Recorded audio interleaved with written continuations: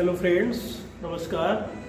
मैं अभिषेक शुक्ला आप सभी का हमारे YouTube channel success with DSC में स्वागत करता हूं। लास्ट क्लास में हम लोगों ने संघ एवं राज्य क्षेत्र पढ़ रहे थे। कुछ टेक्निकल फॉल्ट की वजह से वीडियो बीच में डिसमिस हो गया, तो उसी लेक्चर को आगे बढ़ाते हैं। आप लोगों ने अनुच्छेद 1 और 2 को विस्तार से समझ लिया था। हम लोग आर्टिकल 3 को समझ रहे थे। आर्टिकल 3 के अंतर्गत जैसे बताया कि मैंने 2 में नए राज्यों की स्थापना व नए राज्यों का प्रवेश, तो वहाँ पर 2 बातें बताई गई थी कि अनुच्छेद 2 में उन नए राज्यों का प्रवेश होगा जो भारतीय भूभाग में पहले से नहीं थे। यही कह सकते हैं जो विवादित क्षेत्र थे। कह सकते हैं कि विवादित क्षेत्र भारत या किसी दूसरे देश के बीच में विवादित क्षेत्र, जिनको हम लोग जब भारत में प्रवेश करेंगे तो आर्टिकल 2 के अंतर्गत उन्हें अधिग्रहित क्षेत्र के अंतर्गत रखा जाएगा और उसके बाद हम उन्हें केंद्र शासित प्रदेश बनाएंगे। उसके बाद फिर राज्य बना सकते हैं या पहले भी बना सकते हैं। ये अनुच्छेद 2 के अंतर्गत 2 चीजें थी, एक स्थापना और एक प्रवेश। आर्टिकल 3 के अंतर्गत, अनुच्छेद 3 के अंतर्गत बताया गया था कि अगर आपको अपने के राज्य में हमारे भारतीय सीमा के अंतर्गत आने वाले जितने राज्य हैं उनके अगर आपको क्षेत्रफल में विस्तार करना है या संकुचन करना है, क्षेत्रफल घटाना है, बढ़ाना है, नामों में परिवर्तन करना है, या किसी राज्य को काट करके एक नया राज्य बनाना है, या 2 राज्यों को काट करके एक नया राज्य बनाना है, ऐसी स्थिति में अनुच्छेद 3 का इस्तेमाल करते हैं। और ये मोस्ट इम्पोर्टेंट आर्टिकल है क्योंकि ज़्यादातर बार अभी तक जितने राज्य बनाए गए हैं उसमें आर्टिकल 3 का इस्तेमाल करके राज्यों को रूप दिया गया है। तो संसद अपनी शक्ति का प्रयोग करके देश के किसी क्षेत्र, यहाँ पर बात रह गई थी कि क्या आर्टिकल 3 के अंतर्गत भारत अपने किसी राज्य को काट करके, कम करके किसी दूसरे देश को दे सकता है? तो वही प्रश्न है, संसद अपनी शक्ति का प्रयोग करके देश के किसी क्षेत्र को समाप्त कर विदेशी राष्ट्र को दे सकता है? यह एक काफी बड़ा प्रश्न बना रहा और इस पर संविधान हमारा लगभग मौन था। अगर इस तरीके का कोई प्रावधान करना है, ये हमारे संसद में चर्चा आई और सुप्रीम कोर्ट में बात पहुंची, तो सुप्रीम कोर्ट ने एक सलाह दी कि ये हम तब कर सकते हैं जब आर्टिकल 368 के अंतर्गत संशोधन कर दें। अनुच्छेद 368 में जो क्रिया विधि है उसमें अगर हम संशोधन कर दें तो शायद अपने राज्यों के क्षेत्र को किसी को काट करके विदेशी को दे सकते हैं। क्योंकि वाद आया था, बेरूबड़ी वाद वर्सेस यूनियन ऑफ इंडिया। तो बेरूबड़ी वर्सेस यूनियन ऑफ इंडिया वाद जो 1960 में आया, उसी के संदर्भ में सुप्रीम कोर्ट ने बात कही और बेरूबड़ी का क्षेत्र जो कि तत्कालीन पूर्वी पाकिस्तान में पड़ता था, वह पड़ता तो पश्चिम बंगाल में था भारत में, वह पूर्वी पाकिस्तान को दे दिया गया। तो 1960 में बेरूबड़ी क्षेत्र पाकिस्तान को सुपुर्द कर दिया गया इसी अनुच्छेद के अंतर्गत संशोधन करके, और यही दूसरी बार किया गया 2015 में। 2015 में जब 111 अंतःस्थल का मतलब है जैसे 2 देश, जैसे मान लीजिए इस तरीके से, ठीक है, यहाँ पर मान लीजिए भारत है और यहाँ बांग्लादेश है, तो कुछ क्षेत्र ऐसे जो बांग्लादेश के भारत के अंतर्गत आ गए और कुछ क्षेत्र ऐसे जो बांग्लादेश के भारत के अंतर्गत आ गए, जहां पर सीमा विवाद बना रहता था।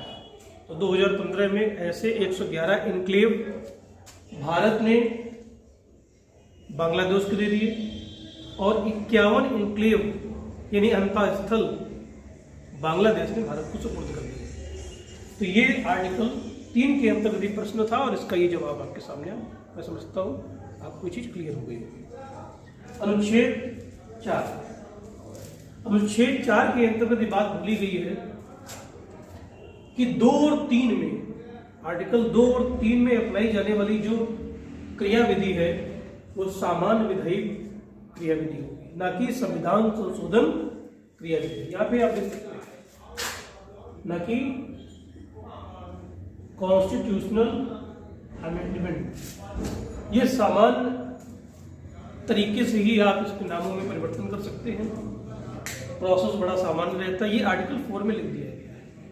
तो 2 और 3 में जो भी गतिविधियां होंगी, क्रियाविधियां होंगी, वो सामान्य विधायी प्रक्रिया के अंतर्गत आएंगे, ना कि संविधान संशोधन के अंतर्गत। बस आर्टिकल 4 का यही एक मकसद है। संशोधन की प्रक्रिया क्या करते हैं? राज्य क्षेत्रों में संशोधन की प्रक्रिया किस आर्टिकल के अंतर्गत आती है? तो आर्टिकल 4 के अंतर्गत। अब यहाँ पे चारों आर्टिकल आपके सामने क्लियर है। अब प्रश्न आता है कि संघ की परिभाषा, भारत का नाम, इंडिया का नाम, देश का नाम किस अनुच्छेद के अंतर्गत है? तो आप कह सकते हैं आर्टिकल 1 के अंतर्गत। एक प्रश्न ये भी आ सकता है कि भारत क्षेत्र और भारत राज्य में फर्क, या भारत क्षेत्र और भारत राज्य में का किस आर्टिकल के अंतर्गत आया है, का उल्लेख किस आर्टिकल के अंतर्गत किया गया है? तो अनुच्छेद 1 के अंतर्गत किया गया है। अनुच्छेद 2 के अंतर्गत जब किसी नए राज्य को प्रवेश कराना हो, जैसे बताया हमने, विवादित क्षेत्र हो, विदेशी क्षेत्र हो, जैसे मान लीजिए आप कल को बांग्लादेश कहे कि हमें स्वतंत्र राष्ट्र नहीं रहना है, पाकिस्तान कहे मुझे स्वतंत्र राष्ट्र नहीं रहेगा, लेकिन फिर भी आपका श्रीलंका कहे मुझे स्वतंत्र राष्ट्र नहीं रहना, मालदीव कहे मुझे स्वतंत्र राष्ट्र नहीं रहना, तो भारत में अगर ये प्रवेश कराना चाहते हैं अपने राष्ट्र को, तो वह अनुच्छेद 2 के अंतर्गत ही प्रवेश कराएंगे। I think this point should be clear.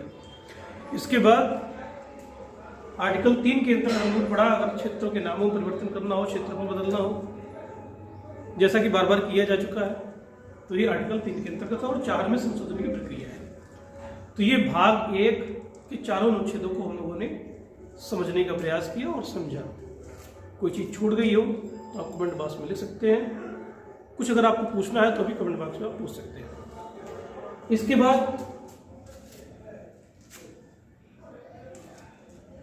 Topic आता है संघ शासित क्षेत्रों व राज्यों का उद्भव। जैसा कि हमको पता है, हमारे देश की आज़ादी के समय हमारे पास उतने प्रांत नहीं थे जितने आज हैं।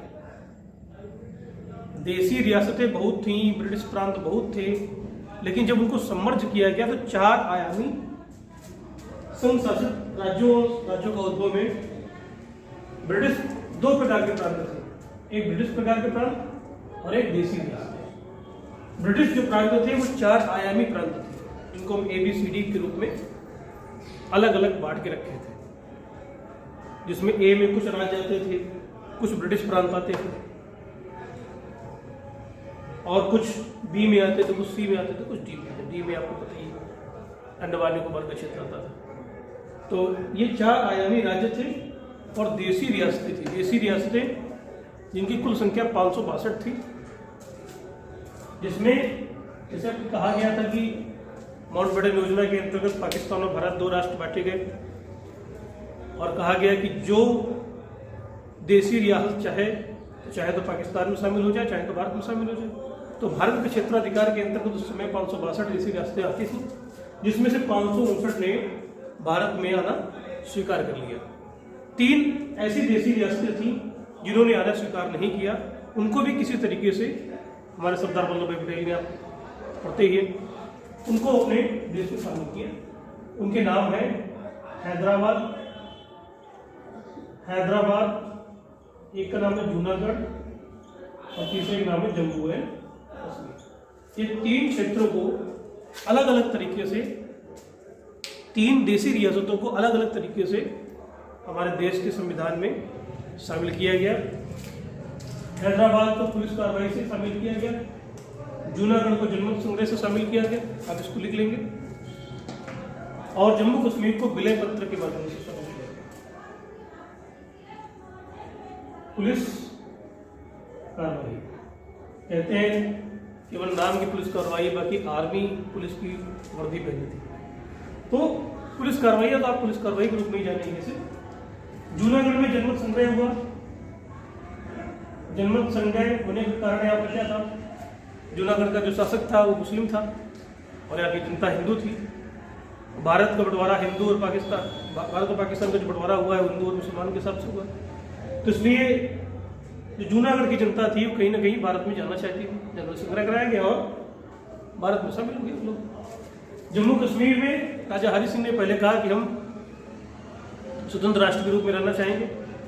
बाद में जब वहाँ के कबीलाओं ने परेशान किया, वहाँ की जो उसकी जनता थी वो मुस्लिम थी, तो राजा हरि सिंह भाग के आए और कहीं ना कहीं भारत के राजनेताओं ने उनको शरण दी और कहा कि अगर इस विलय पत्र में आप साइन कर देते हैं तो हम आपकी सुरक्षा की जिम्मेदारी लेते हैं। तो विलय पत्र के माध्यम से जम्मू कश्मीर भारत का हिस्सा बन गया। ठीक है, तो इस प्रकार से सारी देशी रियासतें और ब्रिटिश प्रांत भारत के रूप में हमको प्राप्त हो गए। इसके बाद किस तरीके से भारत में और राज्यों का उदय हुआ है, इस पर हम लोग चर्चा करते हैं। तो ब्रिटिश प्रांत और आपके 4 आयामी राज्य बन जाने के बाद भारत में मांग उठ रही थी, जो मांग थी भाषा आधारित राज्यों को बनाने की। भाषा आधारित राज्य एक ऐसे राज्य जिसमें एक भाषा हो, एक राज्य, इस तरीके की मांग लगातार उठ रही थी। इस मांग को देखते हुए, जब ये मांग काफी बड़ी हुई, उस मांग को देखते हुए एक आयोग का गठन किया गया जिसका नाम है धर आयोग। एस.के. धर की अध्यक्षता में एक आयोग का गठन किया गया जून 1948 में एस.के. धर की अध्यक्षता में किस बात को पता करने के लिए कि भाषा आधारित राज्यों का गठन होना चाहिए कि नहीं। ठीक है, इसको आप भाषा राज्य आयोग भी कह सकते हो। भाषा को के रूप में राज्य बनाने के लिए जो आयोग का गठन किया गया वो भी धर आयोग। ठीक है, तो इसने जो सिफारिश की रिपोर्ट पेश की दिसंबर 1948 में जो रिपोर्ट पेश की उसमें सिफारिश किया गया कि भाषा आधारित राज्य का गठन नहीं होना चाहिए, इससे हमारे देश में अखंडता कमजोर होगी, कहीं ना कहीं आपसी भेदभाव होगा। तो इनकी रिपोर्ट पेश हो जाने के बाद प्रशासनिक सहूलियत के आधार पर राज्यों का बंटवारा होना चाहिए। एस.के. धर की अध्यक्षता में जो कमेटी का गठन किया गया प्रशासनिक आधार पर, यानी जो भी राज्य हो केवल प्रशासनिक इकाई हो, जैसा कि आर्टिकल 1 के अंतर्गत हमने डिस्क्राइब किया था। प्रशासनिक इकाई के रूप में ही आप काम करेंगे। इससे असंतोष और फैला। जो भाषा आधारित राज्य की मांग कर रहे थे उनके अंदर आक्रोश बढ़ा, तो उनके आक्रोश को शांत करने के लिए एक राजनीतिक आयोग का गठन कर दिया गया, एक राजनीतिक समिति का गठन कर दिया गया जो कि कांग्रेस के ही सदस्य थे। यानी कांग्रेस द्वारा ये जो समिति थी सरकारी समिति थी, ये जो समिति है राजनीतिक समिति है, जेवीपी समिति इसका नाम दिया गया। ये कांग्रेस के सदस्यों के से बनाई गई समिति है। जेवीपी यानी जवाहरलाल नेहरू, वल्लभ भाई पटेल और पट्टाभी सिंह भैया। अब इनके नाम लिख लेंगे, जवाहरलाल नेहरू, वल्लभ भाई पटेल, पट्टाभी सिंह भैया। इन तीनों की सदस्यता में इस समिति का गठन किया गया। इस समिति ने देखिए दिसंबर 1948 रिपोर्ट पेश की और दिसंबर 1948 में ही ये कमेटी गठित कर दी। समझ रहे हैं ना कितना क्रिटिकल रहा होगा उस समय इनके लिए। अप्रैल 1949 में इसने अपनी रिपोर्ट पेश की और इसने भी अपनी रिपोर्ट पेश में धर आयोग का समर्थन किया। यानी ये भी कहते हैं कि भाषा आधारित राज्य नहीं होना चाहिए। भाषा आधारित राज्य बनने से कहीं ना कहीं हमारे राष्ट्र की अखंडता को चोट पहुंचेगी। इन्होंने भी कहा प्रशासनिक सहूलियत के आधार पर राज्यों का बंटवारा होना चाहिए। इसके बाद ये भाषा आधारित राज्य का गठन तब तक नहीं किया जा सका जब तक आंध्र प्रदेश के नेता श्री रामुलु का निधन नहीं हो गया। भाषा आधारित राज्य के गठन के लिए तेलुगु राज्य बनाने के लिए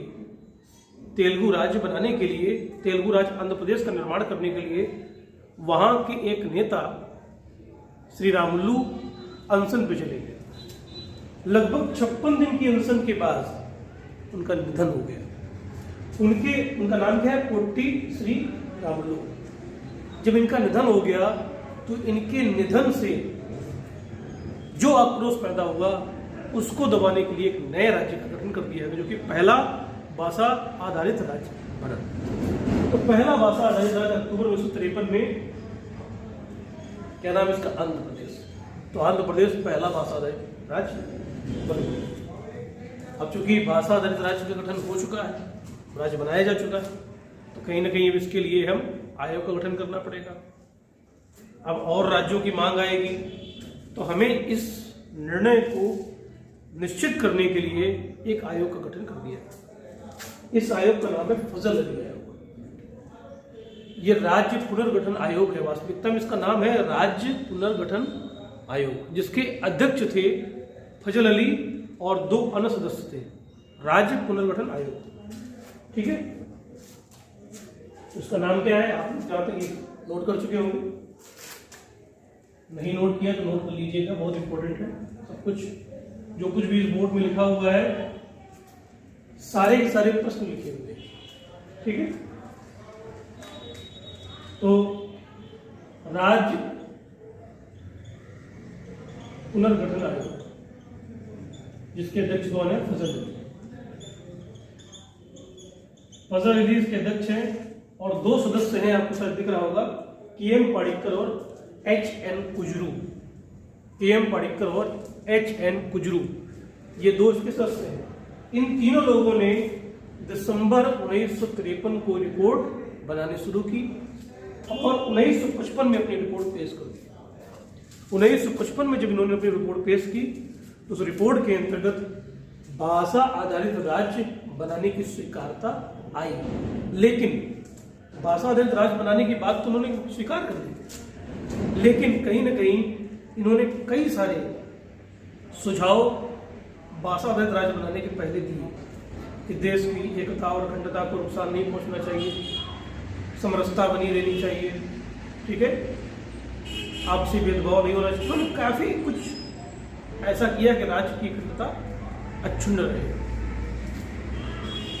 तो फजल अली आयोग ने अपनी रिपोर्ट पेश की और इन्होंने एक सुझाव जो दिया, एक राज्य एक भाषा आधारित सिद्धांत को अस्वीकृति दी कि एक राज्य एक भाषा जैसा कोई, ये फजल अली आयोग की सलाह, एक राज्य एक भाषा सिद्धांत को अपनाया नहीं अपनाया।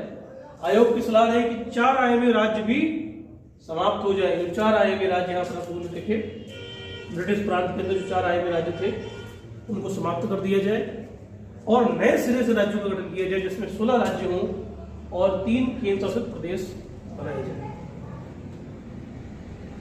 गवर्नमेंट ने इनके इस सुझाव को बहुत कम संशोधन करके स्वीकार कर लिया और 1 नवंबर 1956 को राज्य पुनर्गठन आयोग की सिफारिशों को मानते हुए राज्य का पुनर्गठन किया गया और कुल 16 राज्यों की सिफारिश की थी आयोग ने। उन्होंने 14 राज्यों का गठन किया, 14 राज्य बनाए और 6 केंद्र शासित प्रदेश बनाए। 14 राज्य बने और 6 केंद्र शासित प्रदेशों का निर्माण कराया। तो वो जो 14 राज्य बने हैं, 6 यूटीज बने हैं, वो कौन है जिसको आप लोग अब देखेंगे। जो 14 राज्य बनाए गए हैं उनमें से एक राज्य आपका जो नए राज्यों का गठन किया गया इससे केरला है। केरल का गठन किया गया 3 राज्यों को काट करके, जिसमें त्रावणकोर, मालाबार और कसरगोड़े, इन 3 क्षेत्रों को काट करके केरल राज्य का निर्माण किया गया। कोचीन से त्रावणकोर को काटा गया, मद्रास से मालाबार को, दक्षिण कन्नड़ से कसरगोड़े को काट के केरल का गठन किया गया। तेलुगु आधारित, जो कि आपने देखा भी श्री रामुलु का निधन हो गया, तो तेलुगु आधारित राज्य बना आंध्र प्रदेश। मध्य प्रदेश को बनाया गया बिंद क्षेत्र और भोपाल क्षेत्र को मिलाकर के आपका मध्य प्रदेश बना दिया गया। बॉम्बे बनाया गया, बॉम्बे तो था ही, इसमें सौराष्ट्र और कच्छ का क्षेत्र और जोड़ दिया गया। राजस्थान बनाया गया, अजमेर का क्षेत्र जोड़ करके, और पंजाब, पटियाला और पूर्वी पंजाब पंजाब के 2 टुकड़े हो गए थे, पश्चिमी पंजाब चला गया था पाकिस्तान के पास, जो पूर्वी पंजाब बचा था उसमें पटियाला क्षेत्र मिला करके पंजाब का गठन कर दिया गया। और जो यूटीज बनाए गए हैं उसमें लक्षद्वीप है, मिनिका है, द्वीप है। इस प्रकार से राज्य पुनर्गठन आयोग ने राज्यों का निर्माण किया। इन राज्यों के निर्माण के बाद फिर जो पहला राज्य बना है भाषा आधारित, जो भाषा आधारित पहला राज्य बना है वो 1960 में बना है। पहला तो आंध्र प्रदेश रहा, लेकिन राज्य पुनर्गठन आयोग के द्वारा निर्मित किए गए 14 राज्यों के बाद जो 15वां राज्य बना है, क्लियर है ना, वो 1960 में 15वां राज्य बना गुजरात। ठीक है, 1960 में बॉम्बे से काट करके मराठी क्षेत्र को महाराष्ट्र दे दिया गया मराठी भाषा के आधार पर, और गुजराती भाषा के आधार पर गुजरात क्षेत्र काट दिया गया, जिसमें आपका देखा ना कच्छ था, सौराष्ट्र था, इस क्षेत्र से 1961 जैसे इसके बाद 1961 में गोवा, दमन और दीव जो कि पुर्तगालियों के पास था, अभी तक आजाद नहीं हुआ। गोवा, दमन और दीव को 12वां संशोधन करके पुलिसिया कार्रवाई के द्वारा, पहले पुलिसिया कार्रवाई की गई, फिर 12वां संशोधन करके, जैसा हमने बताया था आर्टिकल 2 के अंतर्गत गोवा, दमन, दीव को भारत का संघ शासित प्रदेश 1962 बना दिया गया। 1962 में संघ शासित प्रदेश बना दिया गया, और 1987 में बाद में 1987 में गोवा को पूर्ण राज्य का दर्जा दिया जाएगा, और दमन और दीव वैसे ही केंद्र शासित प्रदेश बने रहेंगे। 1987 के बाद की बात कर रहे हैं।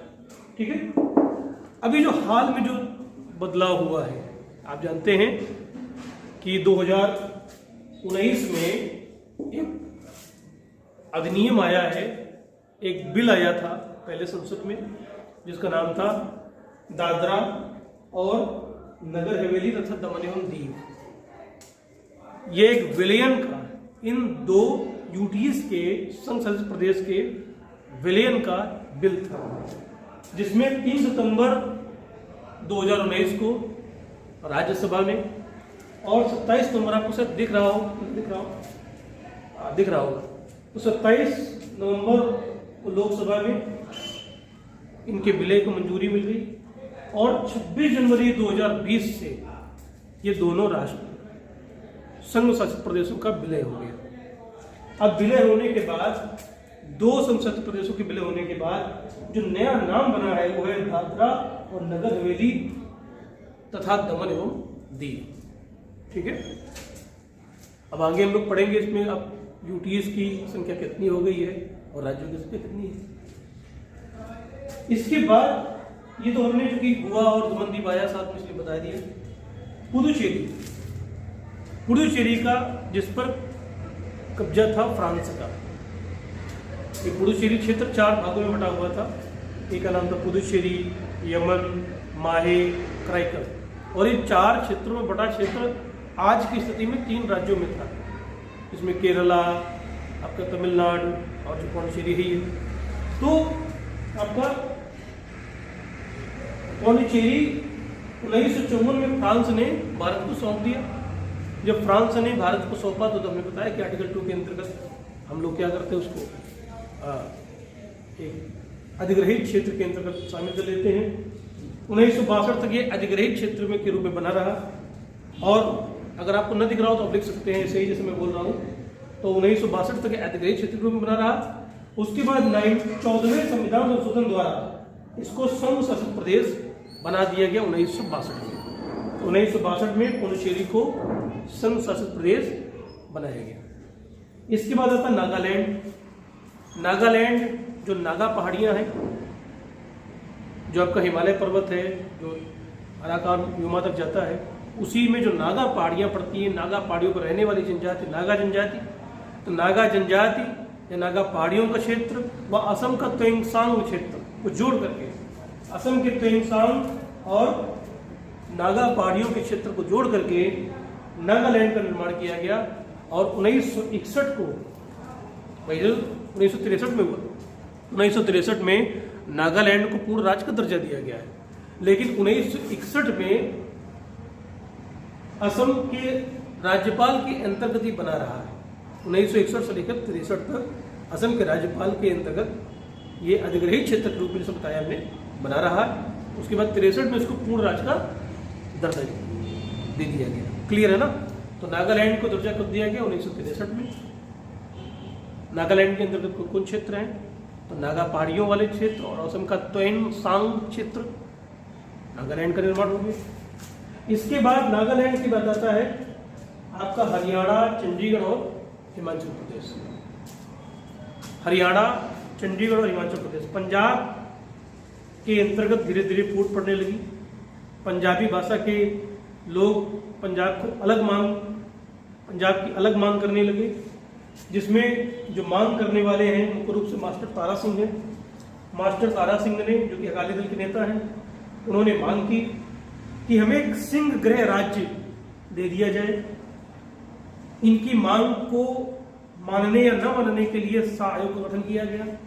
शाह आयोग ने सिफारिश दी कि हिंदी भाषी क्षेत्र और पंजाबी भाषी क्षेत्र को अलग कर दिया जाए, और उन्हीं के आयोग की सिफारिश के आधार पर पंजाब और हरियाणा दो राज्यों का उदय हुआ। हरियाणा इस प्रकार से 17वां राज्य बना।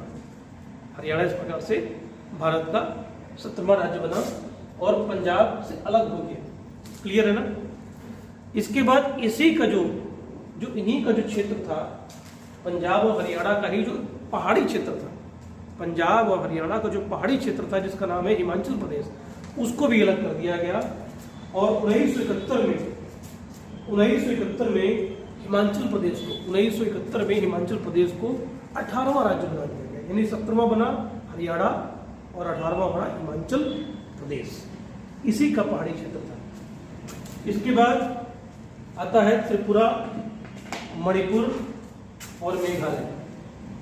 ठीक है, त्रिपुरा, मणिपुर और मेघालय।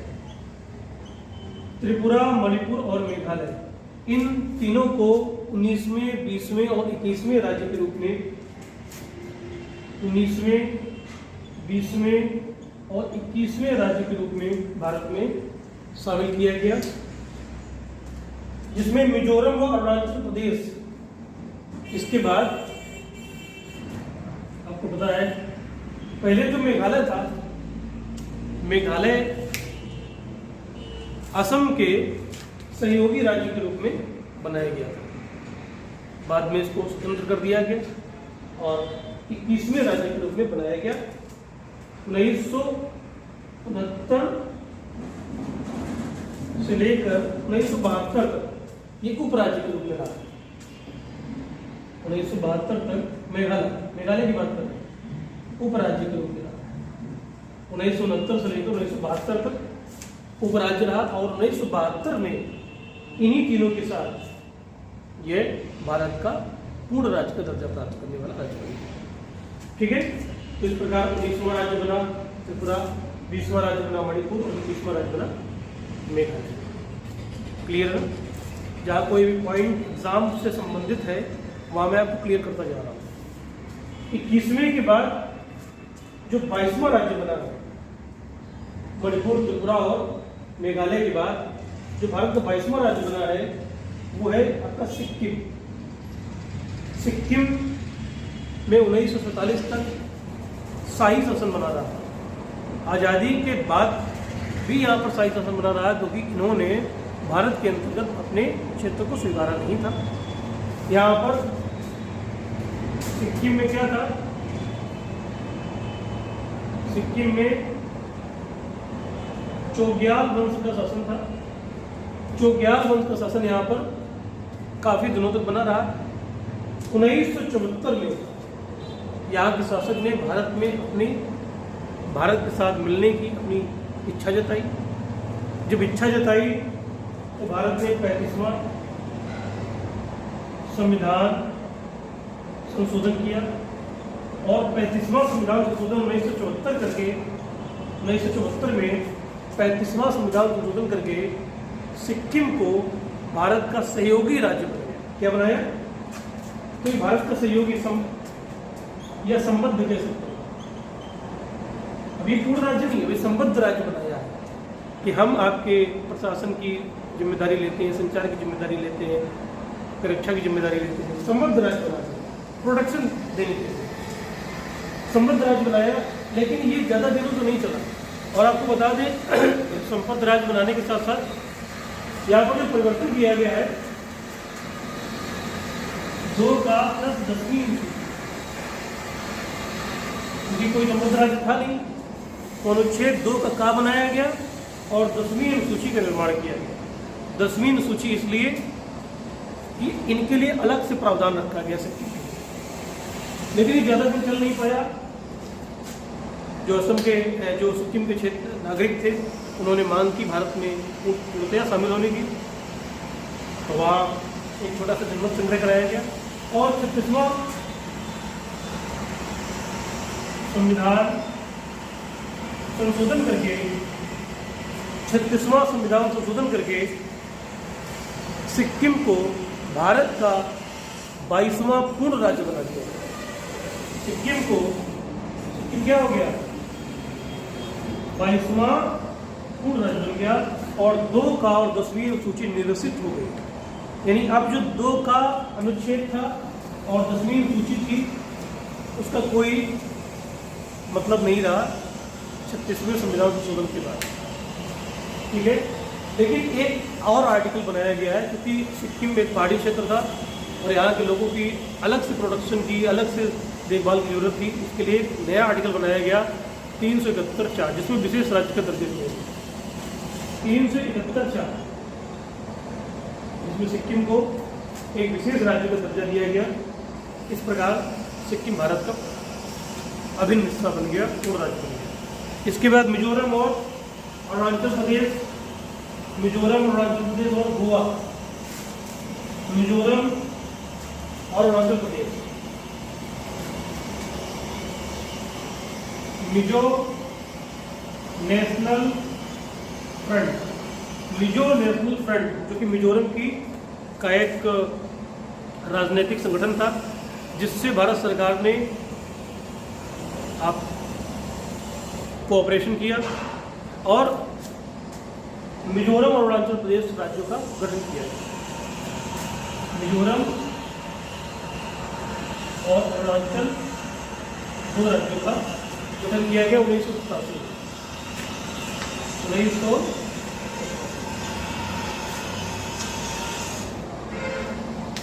ठीक है ना। और गोवा यहाँ पर 1987 बता दिया गया था, गोवा राज्य बना।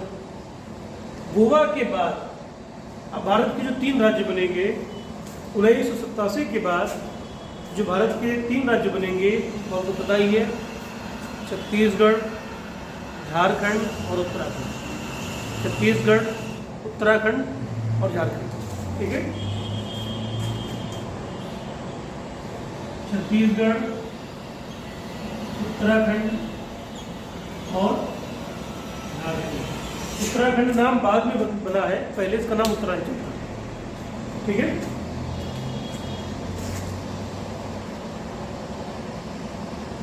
ये 26वें राज्य के रूप में, ये 27वें राज्य के रूप में और ये 28वें राज्य के रूप में सन 2000 में ये तीनों राज्यों को, इसको मध्य प्रदेश से काट के, छत्तीसगढ़ को मध्य प्रदेश से काट के, उत्तराखंड को उत्तर प्रदेश से काट के और झारखंड को बिहार से काट के ये 3 राज्यों का निर्माण प्रशासनिक सहूलियत के आधार पर किया गया। ठीक है, तो 2000 में ये 3 राज्य के बनने के बाद भारत के पास कुल 28 राज्य हो गए। इसके बाद सन 2014 में आंध्र प्रदेश से एक और राज्य का निर्माण किया गया। 2 जून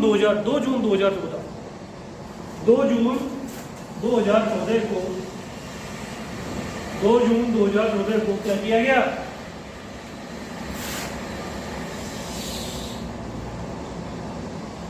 तेलंगाना बनाया गया। 29वां राष्ट्र बना भारत का। ठीक है, इस प्रकार तेलंगाना 29वां राज्य बना। और 2019 में अब देखिए, जब तेलंगाना बना था तो उस समय भारत के पास 29 राज्य थे और 8 यूटी। केंद्र शासित प्रदेश थे। लेकिन 2019 में जम्मू एंड कश्मीर का क्या किया गया?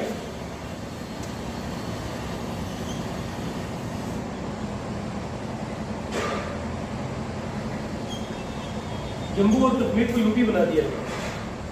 आपको पता ही है जम्मू कश्मीर में क्या किया गया? 5 अगस्त को 5 अगस्त, 6 अगस्त और 9 अगस्त 2020, 2019, 2020 जम्मू एंड कश्मीर जो कि भारत का अभिन्न हिस्सा नहीं था, कहीं ना कहीं उसको भारत का अभिन्न हिस्सा बनाने के लिए, आर्टिकल को समाप्त करने के लिए जम्मू एंड कश्मीर को 5 अगस्त 2019 को राज्यसभा से, 6 अगस्त 2019 को लोकसभा से और 9 अगस्त 2019 को राष्ट्रपति की अनुमति मिलने के बाद जम्मू एंड कश्मीर जो कि राज्य एक ही राज्य था, उसको 2 राज्यों के रूप में, 2 केंद्र शासित प्रदेशों के रूप में बांट दिया गया, जिसमें एक का नाम हुआ लद्दाख और एक का नाम हुआ जम्मू एंड कश्मीर। तो लद्दाख प्लस जम्मू एंड कश्मीर 2 नए केंद्र शासित प्रदेशों का उदय हुआ। 2 नए केंद्र शासित प्रदेशों का उदय हुआ। इसके बाद अभी तक हम पढ़ रहे थे, हमारे पास 29 राज्य थे, 29 राज्य थे और 8 केंद्र शासित प्रदेश थे। अब हुआ क्या कि जम्मू कश्मीर राज्य रहा नहीं, 2 केंद्र शासित प्रदेशों में बढ़ गया, तो राज्य की संख्या कम हो जाएगी, 28 राज्य हो गए। और क्योंकि 8 केंद्र शासित प्रदेश थे, जिसमें से अब संख्या 1 बढ़ जाएगी। क्या हो जाएगी? संख्या 1 बढ़ेगी, क्या हो जाएगी? 9 केंद्र शासित प्रदेश। ठीक,